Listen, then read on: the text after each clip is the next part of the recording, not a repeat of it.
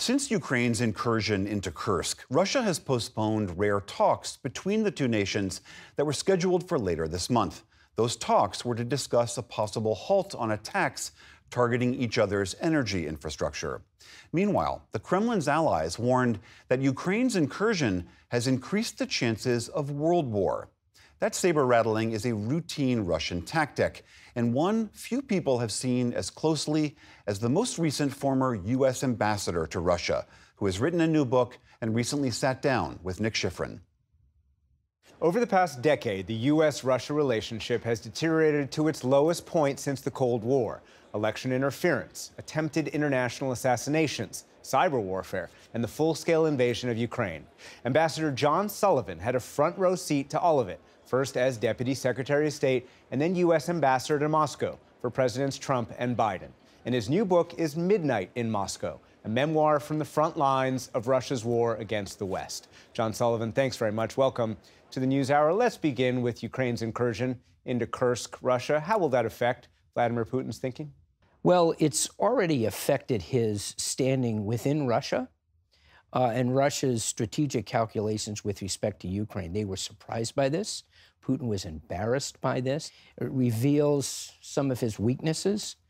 The fact that the Russians were unprepared, that the Russians who are being slaughtered in this area are conscripts who are not supposed to be sent to the war in Ukraine. We've seen video of what's happened to them, surrendering, killed, and so forth. The Ukrainians have occupied, what, 1,000 square kilometers of territory? It's a big deal. Even the Russians on social media and in state media who are pro-war and pro-Putin are asking, how could this have happened in our country? But Putin can't admit to weaknesses like that. Let me ask about another big Putin decision, that is to make a deal with the United States and European countries, the largest prisoner swap since the end of the Cold War. You were in the middle of multiple discussions about how to get detained Americans in Russia released, including, of course, Paul Whelan, who was part of that swap. Let me first ask you, why do you think Putin made this deal? The key piece of the deal from Putin's perspective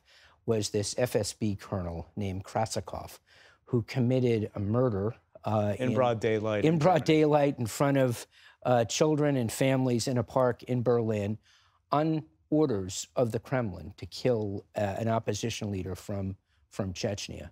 This was an officer of the FSB tasked by the Kremlin, I'm sure, by Putin himself, to eliminate this individual. Why was he so important to Putin? What do we really know about their connection? So Krasikov has relationships, as I understand it, with the organization that provides Putin's bodyguards. So this is personal. He knows this guy, or he's close to people who know this guy. He's one of them, FSB colonel. That's his group. So it's personal. It's professional in that it's important for him to send a message to his security services. You get an order like this in the future from me or from the Kremlin, you know we're going to stand by you and we can get you out. What were your negotiations like with the Russians to try and release these American detainees? Well, the problem that we had, particularly with someone like Paul Whelan, when I was ambassador, and then subsequently with Evan Gershkovich, the Wall Street Journal reporter, was that they were charged and convicted of espionage. The Russians would say, we've arrested an American spy.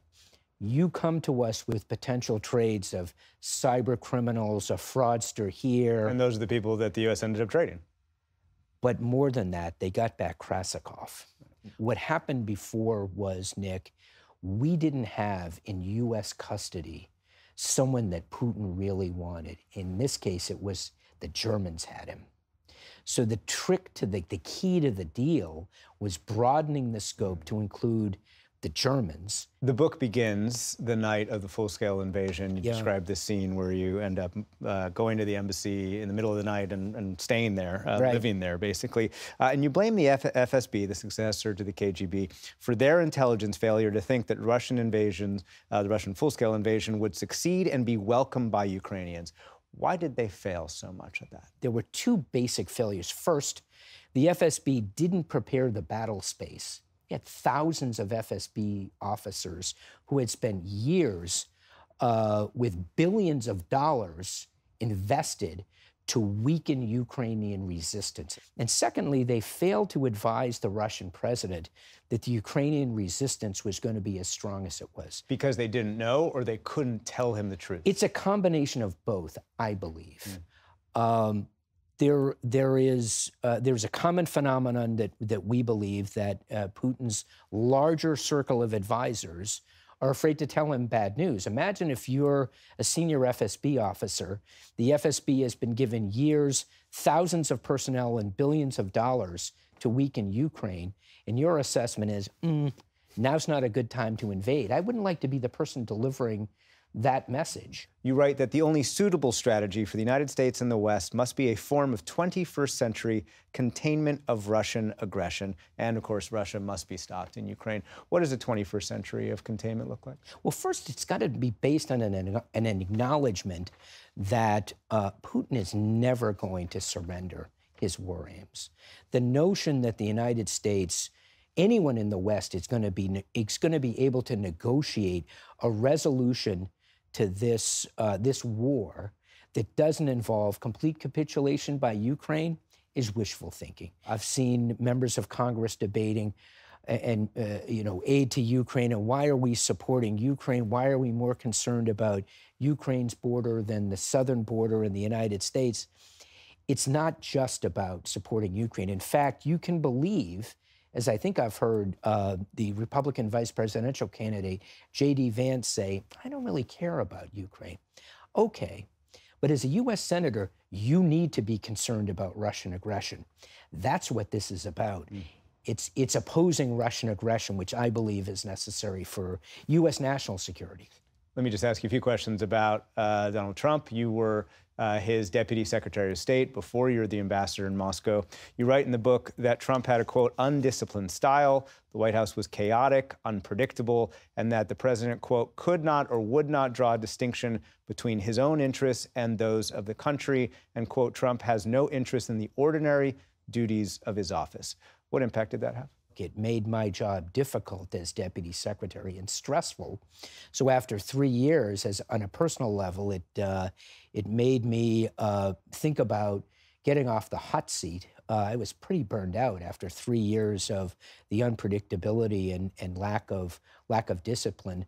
It was just difficult to implement policy when the ground would seem to be shifting under our feet. Quickly, will you vote for him again? You voted for him last time.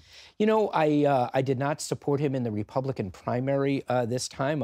I supported Governor Haley, whom I worked with closely when I was deputy secretary. But as I write in the book, I've been a lifelong Republican. I cast my first vote for president in 1980 for Ronald Wilson Reagan, he coined I think it was he who coined what he called his 11th commandment, thou shalt not criticize a fellow Republican. I believe I will vote for the Republican candidate for president this year, who is Donald Trump. I'm Sullivan. The book is Midnight in Moscow. Thank you very much. Thanks, Nick. My pleasure.